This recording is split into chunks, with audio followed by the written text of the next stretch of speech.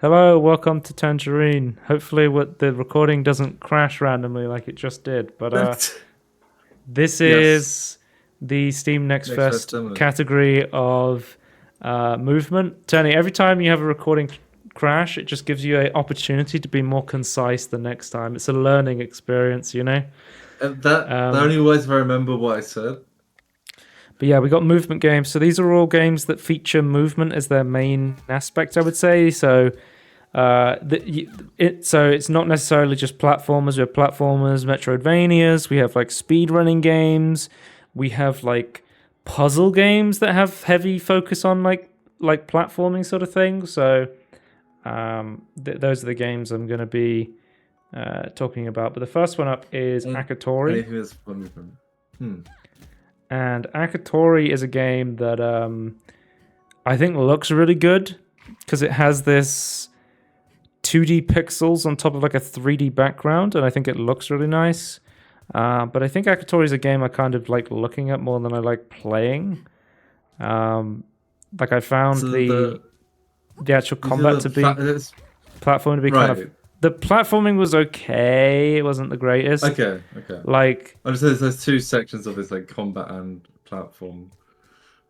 yeah, the platform is better than the combat in my opinion. So the way the combat works is it's kind of it's kind of spammy. It's also kind of floaty. And they expand it when you get like this staff, where they have this staff mechanic. And I'll see if I can find the staff mechanic. So you have this staff, and you sort of do attacks with the staff, but the staff has like an energy meter, and you then need to like. It just tells you. Yeah, it's almost like an ammo bar, so you need to switch to your fists, and then your fists charge your staff. But it never feels particularly good to use. It's meant to be like a rage bar. I think it's supposed to be set up in a way where you're like, okay, I got the staff. No, my staff's run out. I'm gonna throw my staff across the screen, punch this guy, call my staff back. Yeah. Boom, boom, boom. I got my staff. Like yeah, they're trying to build it up to be like this really smooth like combo between the staff and the fist. But I just found it fucking annoying, to be honest with you. I was just like, yeah, it just felt kind of clunky. Wait, like okay, so you didn't see dialogues as well. I think the staff mechanics are more interesting because it's almost like a pogo stick at certain points. For platforming stuff. Yeah. So the way they do it is you can like throw it into a wall and then bounce off it like a platform, like a bouncy platform, or you can like plant it into the ground and then you can like bounce off it like a pogo stick sort of thing. Again, I was saying like before, it has like these Souls-like elements. So you have like these health pots that you can refill at like campfires. Yeah, we were in the other record. We were saying that it makes sense for these sort of Metroidvania games to have similar to Souls-like because there's no save point between levels where you can like replenish. So like kind of. You see, I'm throwing it on the ground and then I can jump off it like a sort of like a. So you. Platform below me, or I can throw it across and then use it as like a platform to jump onto. Yeah, because you're almost throwing it on the ground like it's like you're putting your own like bouncing mushroom or something. Yeah, it's like you're bouncing up.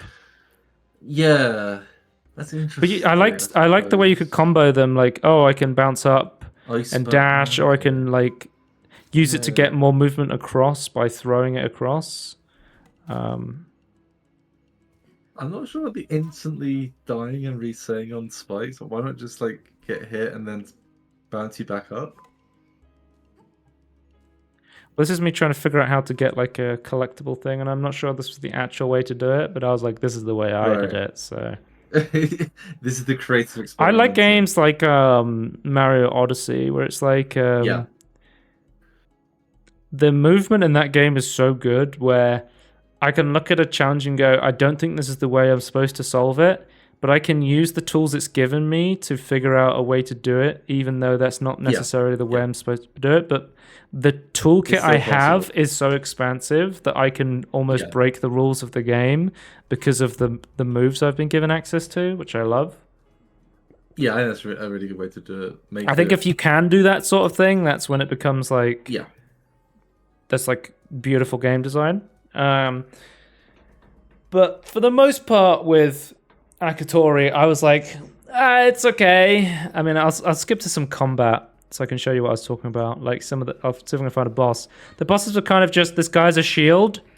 You jump over him, and then you hit him from the other side that his shield's not on. Yeah, that's just not fun. No. Oh, is he gonna? No, he's attacking that way. Let me jump over here. Oh, my staff's low energy. I've got to get my fists out. You know. Yeah. And there was 2 bosses, and I think they were the exact same guy but different colors. I was like, okay. There was even the same mechanic as well. There was a last boss that I beat as well. Hang on, I'll skip to that. There was like a more of a boss fight. Okay. Yeah. Seems a little bit better. Yeah, this was better than the other one, in my opinion. Actually seems more fluid and stuff to do. It feels more Souls-like, if that makes even Elden Ring-y. Elden Ring, yeah, you have these rest points, and that's where you come back as a checkpoint, and you you refill your pots. And there's shops you get, which you can spend crystals that you can mine to unlock new abilities and stuff. I think the art style looks really good. Yeah. And combat looks like it has potential. Maybe, I don't know. Maybe it gets better with more stuff. I don't know. Yeah. I mean, it seems like the staff stuff is a fundamental to the game from what I played. Yeah. Based on like how they're polished better. Like, I like how this guy throws bombs and like energy things. You can throw the staff to destroy them midair. That felt really cool. Can you always throw the stuff? Is that always an option available to you? As long as you have the staff, because if you throw the staff while you don't have it, it recalls the staff. Yes, that makes sense. And then also you can use the staff to like pogo stick and stuff. So you want to think about your positioning of like the staff is like an extension of the character. Yeah. No, which I think is cool from like a combat / platforming thing. It just doesn't use staff energy to throw it, as far as I was asking, because it makes sense to be like you can recall it. Okay. So that seems more fluid, the throwing of the stuff then. Yeah. I feel like if this stuff can use that much energy, that the actual hit of the stuff should do way more damage. Yeah, I just have to show you me killing the final boss of Akatori, so you know that I definitely beat it, you know? Yeah, there was a whole thing going on where there was like this other world, and there was a master and a temple got burned down, and I was like, okay. I don't know if I'll play this game when it comes out, but Master Wei, no. Mako from the generators. How did that get there? But yeah, that's Akatori. Let's move on to Constance. And this was one I was really excited to play because I saw the art of it on the trailer, and I was like, this looks really fluid, and it looks really fun. Reminds me of Dead Cells immediately. Well, it reminds me immediately of Hollow Knight, I think. That's fair. I think it's the way I'm saying it based on like the way they're like rendering the backgrounds with like the foregrounds, so that's very Dead Cells like. Yeah, it's very Metroidvania like this game. It's a Metroidvania. I mean, if you've played one, you'll immediately pick up on the art. You were platooning as well? Yes. So you actually are a painter in this game, and the way it works is you have like a paint energy bar, and then is that what that is? Yeah, and if you run out of paint, it'll start using your health. So like the dash mechanic uses paint, and then if you like start dashing without any paint on you, you can, but you'll start like using your health up, for example. Right. Which I was like, I think that's a good mechanic, but I'm also somebody who likes to spam dash whenever I'm like playing a game. So it's like it's something you have to really get used to. It was like right. When I started playing Helldivers 2, and I'm somebody who plays like gun games, and I'm like, fire one bullet, reload the entire clip, reload one bullet, But then Helldivers 2 is like, if you reload, you have to reload the entire thing, so you're constantly trying to use the entire clip. Yeah. Yeah. There's a trade-off, I suppose. Yeah, it's going to use a bit. I guess it makes sense in both instances for both Helldivers and Constance. Again, so this is another Metroidvania game that has that, which has that Souls-like element to it. Some of my biggest complaints about specifically the demo, I would say, because I'm sure they might change some of this stuff for launch. They had stuff blocked off that wasn't for the demo. Metroidvanias and maps are pretty important. Yes. The map 100%. For this demo was just straight up broken. So it was showing me, like, when I opened the map, it was showing me in like random parts of the room that didn't actually correlate to where I was standing. Okay, you're not gonna 100% get where I am necessarily. I can live with that. But my biggest gripe was when I moved to another room, it would move to a room that wasn't even connected to the room on the big map. So like the way the actual world was connected made no sense if you looked at the map, and I was so confused trying to use the map and playing through this demo. Yeah, and I was really getting lost. Weird bug. Because the problem was, you could have it set up because there was these bonfires, right? And they would be how you would respawn. But you could have it set up so you would respawn with resolve.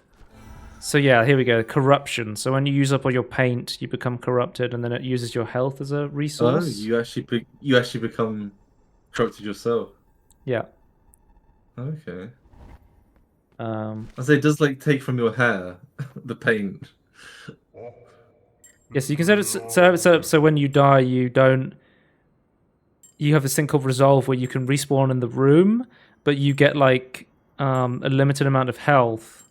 Like you spawn with like 1 HP, but the problem was, I fought a boss and then I died and then I respawned and I have 1 health to fight the boss, and I'm like, well, fuck, I need to go to a campfire in order to get my health back. Cancel that. But the problem is the campfire was miles. There wasn't a campfire next to the boss, so the campfire I spawned at was halfway across the map, and I had to go through the entire map. And Tony, the problem was, I was getting so fucking lost because the map doesn't work properly. Yeah. So my experience with this game was pretty sour based on the demo. I was like, I was like, because like first and foremost, bosses need a campfire in front of it or a checkpoint in front of it. Like, well, that's one thing with like very famously with like old Souls games, they'll have like a really big long run back.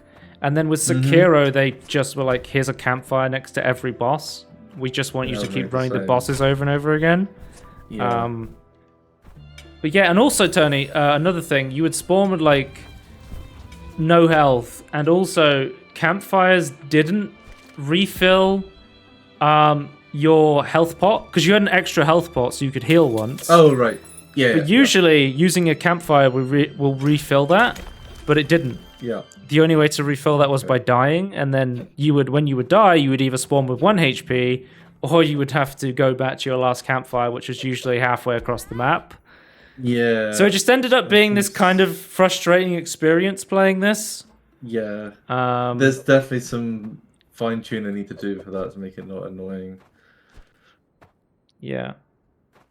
Because mechanically, like, I feel like you can make that work. It's just, you just need to, like, polish it in a way so it doesn't suck. Again, I think like the game feels fairly smooth to play. Like it looks really good. I think just it looks pretty smooth. There needs to be some tweaks with obviously the map appears to be just straight up broken. Yeah, that's weird. I would like more I would like campfires to refill potions, and I would like more of them around the map. Obviously, you may say this is intended game design, but you could add it as an easy mode. I don't fucking care. It's just the way it currently made it like really frustrating to play. Yeah, just like even if it's like accessibility option, it would make a lot of sense, even if it's not like its own difficulty level. Yeah. Yeah, I mean, it looks hopefully they listen to feedback. Like that's always like the thing that happens from demos, right? Like people listening to feedback and stuff. So. This one. Oh, Fumes. So Fumes is sort of like a. It's sort of a roguelite, but it's also sort of a movement game because I have roguelite games coming up, but it's like a arena shooter, but you're like a Mad Max car, basically. I mean, it says on the license plate of the car, not Max, which obviously is a reference to this not being Mad Max. Tony, I just watched Mad Max Furiosa. That film is sick. It's really good. Yeah, I saw him go around to watching it. Yeah, but it looked really good. I like Fury Road, so yeah. Yeah, this I think I watched you play because like isn't there like a weird thing like if you die like you like repossess another car because you're like a ghost?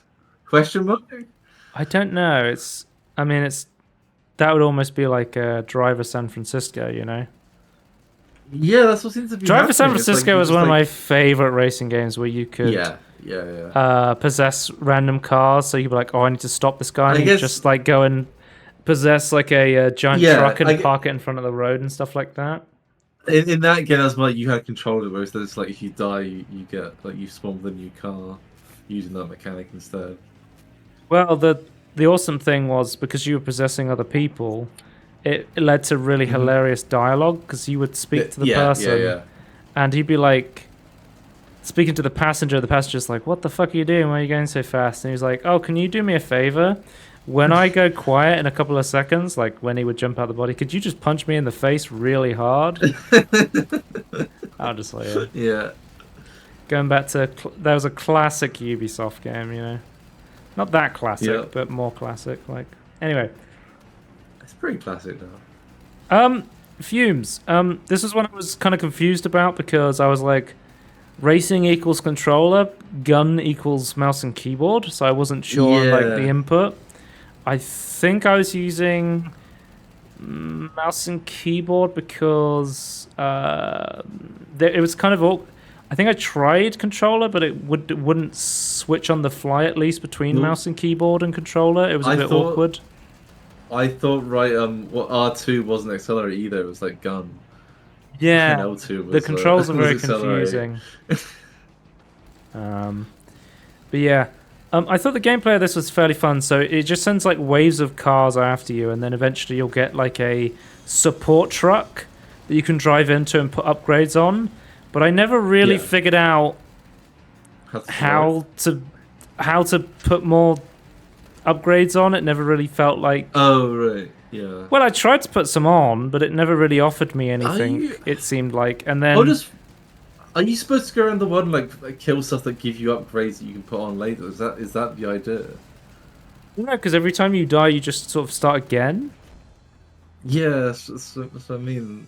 It's a bit confusing and not well explained. Because there was boss fights as well in this demo, so you would have like a big boss car that you'd have to try and take down. And to look at, like I think, car. Yeah, I think like the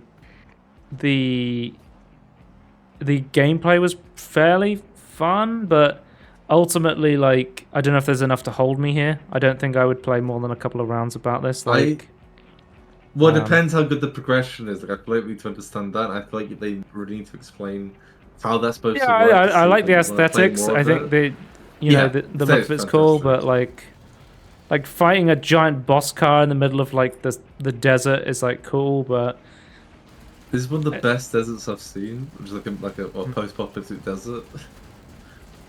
I was like, I need to see more of this. Basically, is how I felt. Yeah. I think the progression is what would hold you if anything was. Hell of an office. So this game is a speedrunning game, I would say. Immediately, the first game that comes to my mind, based on the setting, is FUMES, Speedrunners of Hell. I don't know if you ever remember that game. But that was... I don't recognize the name. But that was basically a bunch of speedrunning levels set to like a bunch of like lava hell themed things. Okay.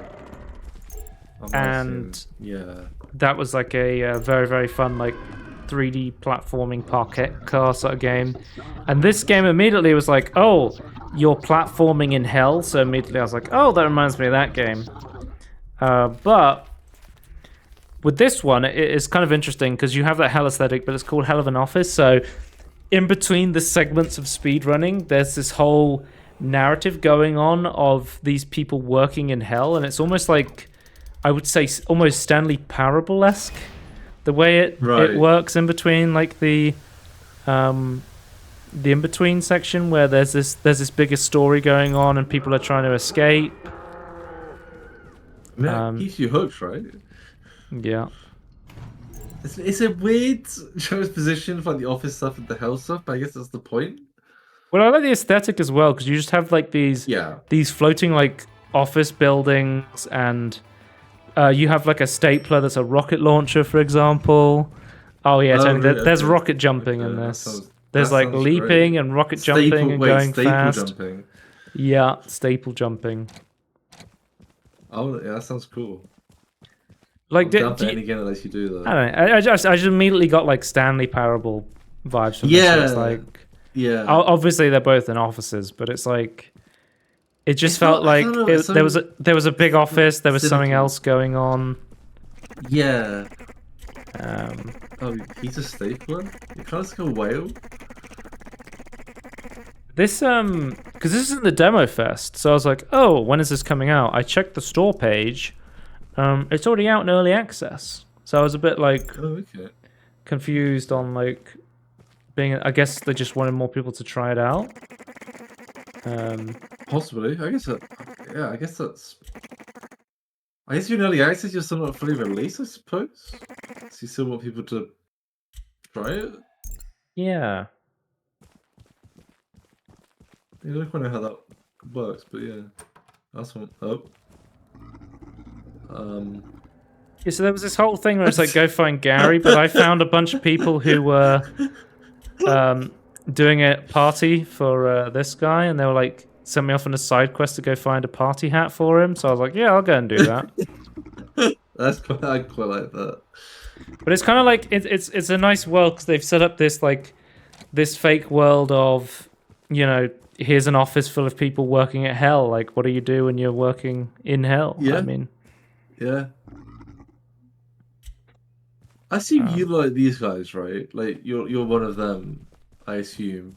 Yeah, I don't. You sign a contract with the devil at the start, and I think maybe you're going to come to look like that. Yeah, I think these are people who've like lost all of their like soul, sort of thing. Human. They become husks. Yeah, they've lost their humanity. Yeah.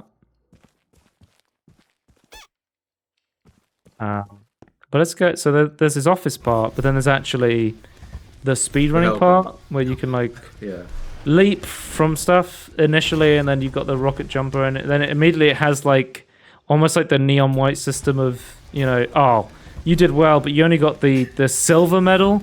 You need to get the gold medal, and it doesn't do like the insight thing that neon white does really well, which I kind of wish it did. Where it's like the insight thing? Once you get a certain medal on neon white, I think like a gold, it has like an eye on your screen that will show you like an alternative path that will be much faster. It like slowly pushes you in the right direction to go, hey, if you want to go faster, there's a route over here that will let you skip a bunch of stuff. Right. And this is also more about going like insanely fast because you have raising lava coming after you. So. Oh, okay. I'd say, are the levels complex enough to have like different routes and things? Yeah, they're pretty simple. I mean, there's definitely different routes. There's a lot bigger ones with different objectives, and I was finding myself even trying to optimize just random routes. Is this the Pope? That's Gary of the Holy Staple. Bishop of the Holy Staple. Okay, sorry. Bishop to King for. Yeah. I'll see if I can find some gameplay of the rocket. Here's a rocket launcher stapler. Oh my god. But somebody's infinite ammo for this? As somebody who's done, yeah. Nice. You're just trying to do it as quickly as possible. Yeah. But then you can combo the leap with the rocket jump. So if you dash while you're rocket jumping, it will immediately cancel your height gain, which will make you go faster. Because when you're going up with the rocket, you're going up slowly, but dashing will not only send you forward really fast, but also cancel your height, so you can go a lot quicker. Have more control as well. Yeah. So it's like a good combo of mechanics, and there's also like certain like paper walls that you need to shoot rockets at to destroy, so you can jump through them. And there's certain materials you stand on that you can't rocket jump off, which kind of changes it, sort of thing. But yeah, as you're progressing the levels, there was like a back rooms I went through at one point. Let's see if I can find that. Oh, here I am in the back rooms. Like a liminal horror space, you know? Yeah. I'm 100% sure hell would have something like this. The hive. The hell? Turns out it's very smoky in the back rooms because this guy's making honey. He's about to smoke the room out. Yeah. So I just quite like this. Oh, here's the spooky spoke. It's like, no, this guy's just trying to do some bees. There's just always random stuff going on in this game, and I'm always just like, it's always interesting to figure out what's going on. Yeah, I didn't expect that from a speedrunning game. Well, I mean, speedrunning games notoriously have really bad, outside speedrunning sections. Neon white. Yes. Where I'm like, God, I wish there was less of this and there was more speedrunning, because pound for pound, like Neon White, the actual speedrunning is a lot better than this. Just it's a fucking phenomenal game. But I think with this game, I was like, the speedrunning is good enough, and the outside sections were interesting enough that I really wanted to play both, which I think made for a really compelling game. I think and it makes sense that this game is out now, or out in early access now, because I was like, oh, this demo feels like a polished, finished experience sort of thing. I guess it's just, in the grand scheme of things, it's gonna be like they add more levels as the access continues. Yeah, I think somebody said there's about 4 or 5 worlds that they currently have in the early access. Let's just see if I can find out. Because this came out last year, so I'm sure that they've added a bunch of stuff. Yeah, I'm sure there's been updates and things. Otherwise, why is it early access, I suppose? Well, Tony, we've had some early access games that have gone into early access and then they've never been updated. Yeah, true. I can check on SteamDB.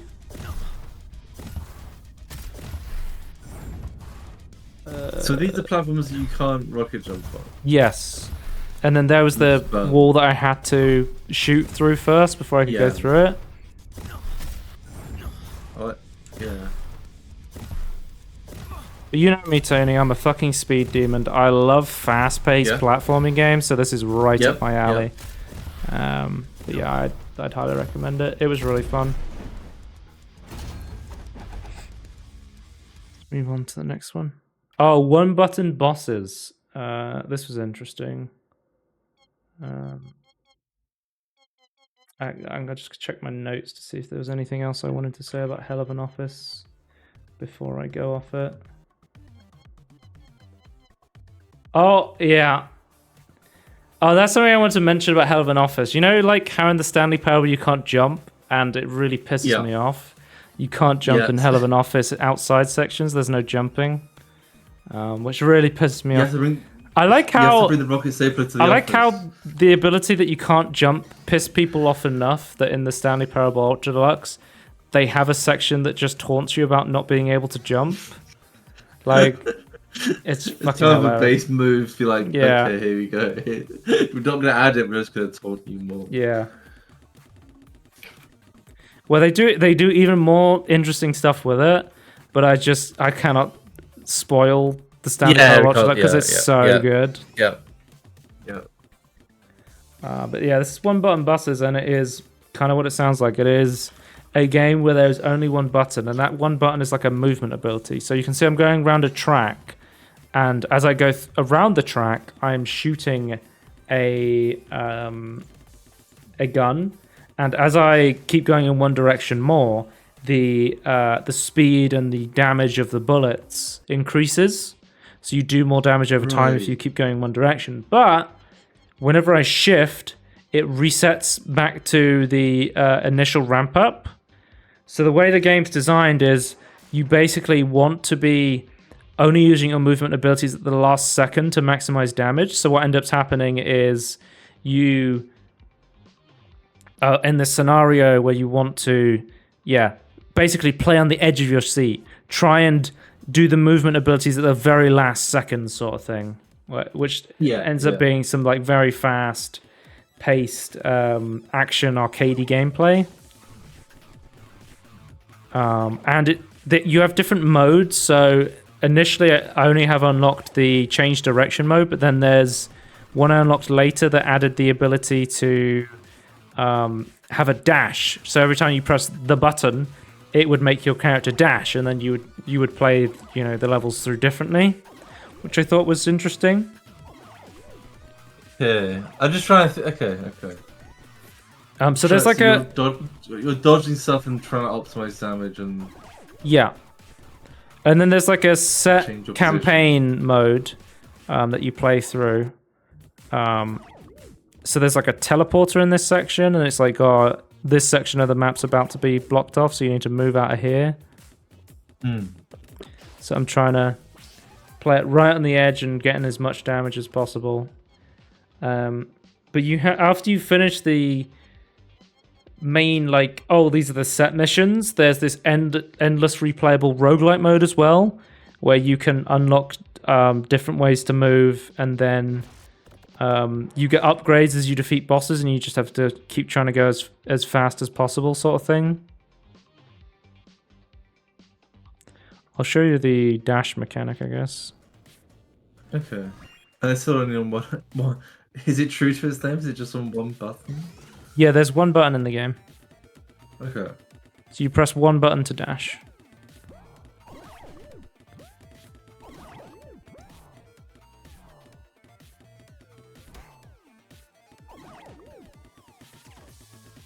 I'm just confused. I'm just trying to get my head around that. What's actually happening on screen, not playing. Yeah.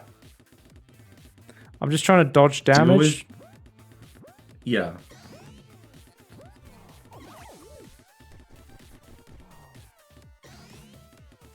Yeah.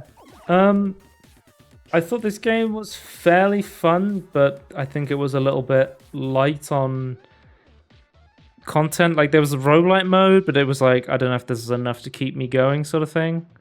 I think I would play this once and then be like, okay, I'm kind of done with this, sort of thing. Yeah, I would like to see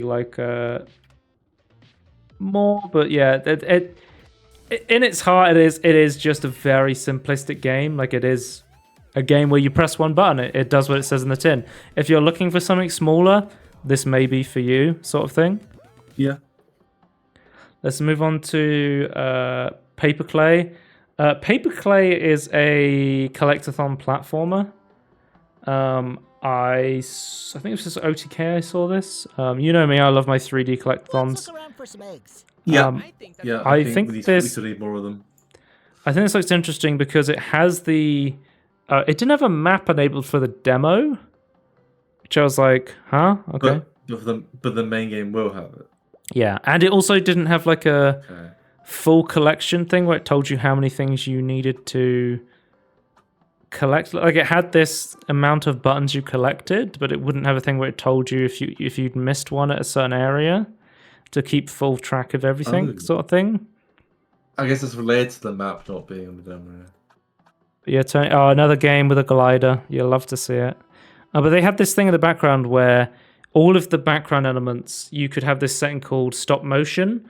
So it would animate them at a much slower speed to make them look like they were moving like in stop motion, sort of thing. That's what we were seeing, yeah. But the actual gameplay itself would be in full motion.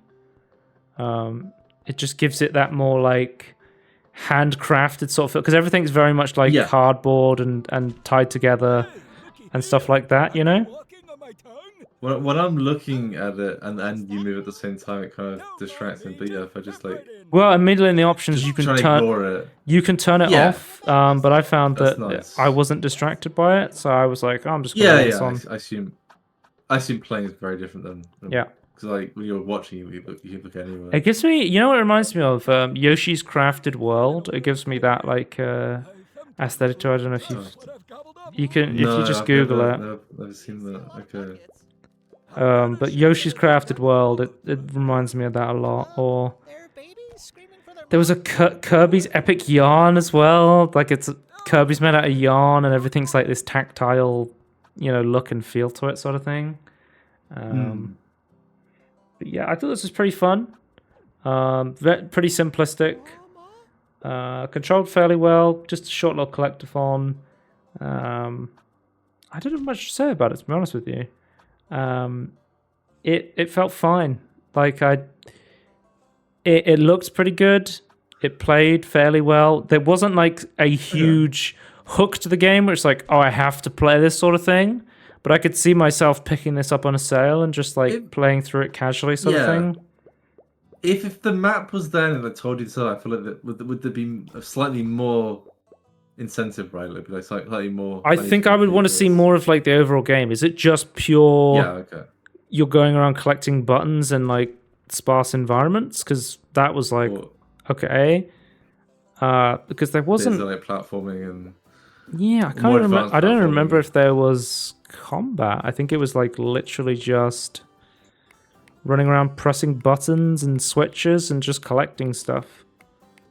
But yeah, there's PaperKlay.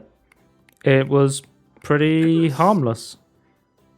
Yeah, it looks interesting. But yeah, I think I'd like to see more as well. We'll see if it gets any more in depth, I suppose. Then next up we have Schim. And Schim was another one where immediately I was like, I looked at the trailer and I was like, I have to play this. This looks so good. So the way Schim works is a game about jumping from shadow to shadow. So it's a sort of like a puzzle platform, I would say, where you have to try and navigate a world, but only through shadows. Right. So there's these creatures. You have to find your path through the shadows. So there's these creatures that are kind of like shadow frogs, and they live inside people's shadows. But because there was like this whole like story they tied to it, where they were showing like this boy growing up, and you're his shadow, and then one day your shadow gets disconnected from him, and then the whole main like drive of the game is to get back to your owner's shadow sort of thing. The way it works is you can jump from shadow to shadow. If you don't quite make it, you have like a second or two to get into a shadow. And then if you don't, you'll respawn at your previous shadow. Oh yeah, when you... Certain like people, when you go inside them, you could... Like I'm controlling this character right now, like I'm walking around as them. When you're inside their shadow. You control kids. That's what I'm seeing right now. Yeah, you become an adult later on, though. It's like showing you. It's trying to like show you a story through like gameplay. So, like, because you have these two kids. They do like firefighting stuff, and then one of them becomes a firefighter. You choose not to become a firefighter. It's like it has like a narrative story angle to it, where it's like showing how it does it. It was really fun actually. Wait, get the hose. Yeah, with the firefighter boys. That's just like my dad in barbecues. He's always setting them on fire. So. Yeah, but does he just stand there waving his arms around when it goes fire? Yes, he does. Honestly, yes. That's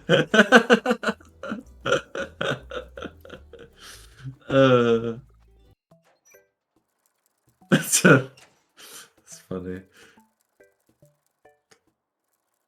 But yeah, it's like quite a little emotional storyline, and then you go into the platforming section. So, you know what it reminds me of? Speaking of you being a frog, it's almost like Frogger, where you'll have like a street with cars going across. Oh, but you're not trying to avoid the cars. You're trying to use the shadows of the cars. Yeah, I suppose, yeah. And there's also like collectibles in the game where you can collect like these hidden. It'll be like, oh, if you go over here, you can find a beach ball, and then that's like a hidden collectible object that you can collect for no other reason than it's a collectible. Like just collect for the fun of it. And if you don't see certain shadows from certain angles, you can rotate the camera, and that will help you move around easier, which is quite useful. To like see certain shadows you might not be able to see from certain angles. It's isometric, but you can rotate in like 4 times. Yeah, I'll skip to some later sections because it's like, oh, how do I get over here? Yeah, because I remember seeing this and going, oh, it looks like a really interesting, like art style and like mechanically. Yeah. But yeah, having a story that's interesting as well. I wasn't expecting that. Yeah. Well, usually it'll be like, you'll start a level and it'll go, oh, you need to get to this person over here. And then you're just left to kind of navigate through the level after that point. So it's like, oh, there's a bird over there. You need to get to that bird. And then it'll pull over to where you are. Because like I latched onto this old lady shadow the last part of the last level. And it's like, oh, how do I get over there? And that's what. So it's sort of like a puzzle platformer because you're platforming through the shadows, but you're mostly just figuring out. Well, I can't get over there because I'll die, so I need to, ride one of these runner's shadows across the water, sort of thing, Yeah, but I can't go straight across. I need to go across this bridge first because nobody's running across that bridge, sort of thing. But yeah, it's pretty fun. I recommend it. I think it was a really cool game. Yeah, I think our salsa was great. So yeah. Next up, we have the Big Catch Tacklebox. This is a really interesting one. This was a game where obviously immediately it's like a PSX style 3D platformer. It's like very much that retro platforming. It's like the actual gameplay is like it's like this open world, almost like Soulsy like thing where you respawn at your last campfire sort of thing if you die too many times, and you have this movement based 3D platforming that's all built around a fishing rod, and it's really interesting. Oh, okay. Like a Minecraft fishing rod. And of course, Tony, as a fishing rod is your platforming tool. Fish are like your main objective is what you're trying to collect. They're like your big collectible thing you're trying to get. You can collect like these little, I'm just going to call them coins for lack of a better word. They're teal like symbol things. I don't know how you describe them. Those are like your coins basically. And rail grinding, Tony. Here we go. It's back. I think like the UI and the art of this game is really like clean, nostalgic. Yeah. Even the text they're using is perfect. Yeah. But I would say like in the beginning, I was like, I don't know about like you have to learn the movement with the fishing rod, but once you get good and get used to it, man, it feels really good to play this game. Like I went through this tutorial section for like a long time. And then you go into like the more open world, and that's when it's like, okay, go wild sort of thing. I'll see if I can find some more of the mechanics. Oh, I'm fishing in this fish. He's one of the collectibles. I was trying to figure that out. Because you can attach stuff to your fishing rod, and then you can send it out and reel it in. Yeah. Tony, there's in the Big Catch Tacklebox, there's fishing. I guess that makes sense. Got him out of the water, and I gotta go and pick him up. And then they'll run away from you if they see you coming. They'll suddenly get feet, so you have to like try and corner them off, reel them in. Weird mechanic, but I guess very of the era that it's trying to emulate. This is the sort of thing where if I showed you this and I said, Tony, have you ever played this PS1/Nintendo 64 game from like 20 years ago, you'd be like, oh no, I never heard of this, and I'm like, this is the big Catch Tacklebox. It was a huge game, 25 years ago. This is the remastered version. Yeah. Yeah, man, it fits perfectly. It is. What actually are you, by the way? I don't know. Okay, I try to figure that out. It's like, there's like wall what is running. going on? Who are you? Some Prince of Persia-ing stuff. Yeah, I've never played Prince of Persia. Have you? No, but I've seen that sort of wall running like that, or ledge running. Yeah. Of course, you use your fishing rod to swing. Swing. Did these guys play another crab treasure using a fishing line as a shortcut? I mean, come on, guys. Yeah. Two people accidentally come up with the same idea. I mean, coincidence? I think. Yeah. I mean, who would have thought the fishing mechanics for shortcuts were coming in? I love this old school pot breaking sound. I miss those. But you go in this open world and you have like. You like surf along the desert on these like creatures, and they take you along. Oh right. So you're like riding it, with the fishing rod. What's the word? I'm trying to think of the word. Like you're skiing behind it. You're like parasailing. Yeah.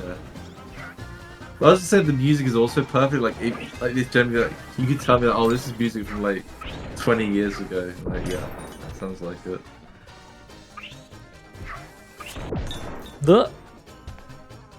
So if you lose, because you get like these health bars sort of thing, and when you die you respawn from your last used like checkpoint sort of thing, because there's these like almost like campfire things you unlock around the world. And then because I was trying to do like one area, like this area of the map over here, I was trying to get specific fishes and then go to a different area. So you are trying to collect all the fish? Yeah, that's sort of okay. So this is called the Big Catch Tacklebox, and then the actual game's called the Big Fish. So the demo for this is almost like a standalone game, like the way they've done it. Right. So I think this is like a prequel to the main game.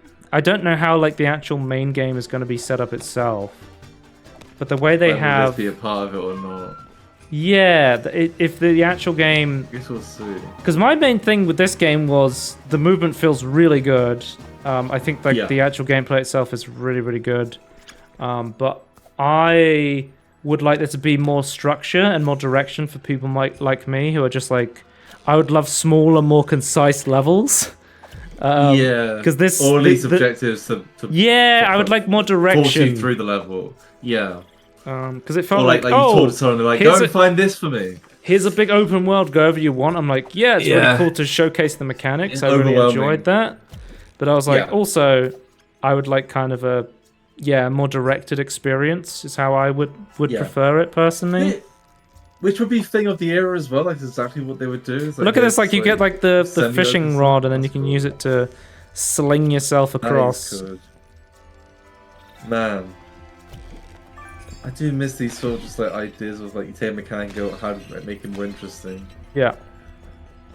That's good. There's a lot of unique ideas in this game, which I liked. Yeah. I literally sat down and I like a lot of the demos I'm like, okay, I'll play this for like 20 minutes. I think I played this for like an hour straight. I just sat down and I was just like I was like almost mesmerized. I just kept doing it, like trying all the different platforming challenges over and over again. You're a bird. You're a bird, aren't you? I don't know. I'll be honest with you. I never thought... When it comes to mascot platformers, I'm always just like, I'm some weird creature. It doesn't matter. Yeah, but I always wonder what creature you are. Like, I kind of want to... What the hell is going on? Skip ahead. Yeah, almost everything is perfect. Like, it just matches the era it's trying to recreate so well.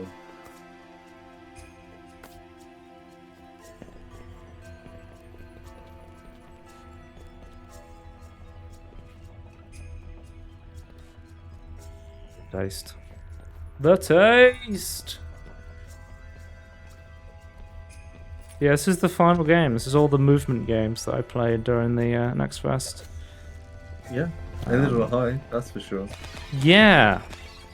This game is one that I really enjoyed. This is a game where I'm like, I really enjoyed it now, but I'd love to see more of it. Like, I really just want to know what's next with this game, because this game's really fun. But yeah. We will have a favorites video at the end. Also, there's a backlogged page which will show you my initial thoughts on every demo, and I have them ranked now. So I've tried to rank every single demo I played based on how good I thought they were, which I'll link in the description, and we'll see you next time. Goodbye.